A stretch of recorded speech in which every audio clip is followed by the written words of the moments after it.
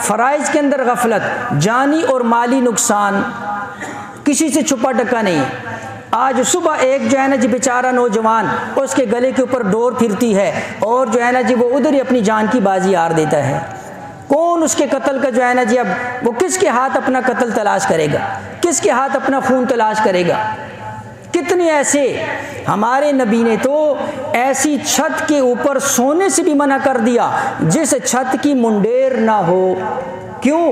اس لیے کہ علماء نے لکھا، حکمت اس کے اندر یہ ہے، کئی بندوں لوگوں کو نیند کے اندر چلنے کی بیماری ہوتی ہے، یہ نہ ہو کہ وہ نیند کے اندر اور جو ہے نا جی وہ نیند کے خمار کے اندر اچانک اٹھے، اوپر سے گر نہ جائے، ہلاک نہ ہو جائے۔ اللہ کے نبی علیہ السلام نے ایسے چھت پر سونے سے بھی منع کر دیا، اور بسنت و منائی چھتوں کے اوپر منائی جاتی ہے۔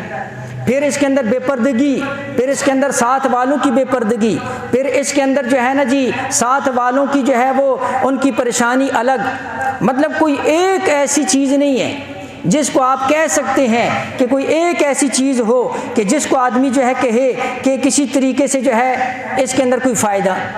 اور حدیث کے اندر اللہ کے نبی علیہ السلام نے فرمایا کہ ایک نوجوان کو دیکھا یا بچے کو دیکھا کبوتر کے پیچھے بھاگ رہا، اللہ کے نبی علیہ السلام نے فرمایا شیطان کے پیچھے بھاگ رہا ہے۔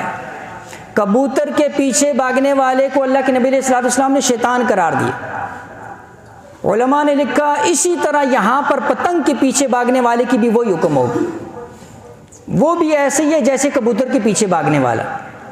اور اس کے اندر کتنے حادثات ہو جاتے ہیں، کتنے بچے جو ہے نا جی وہ ہلاک ہو جاتے ہیں، کتنے زخمی ہو جاتے ہیں۔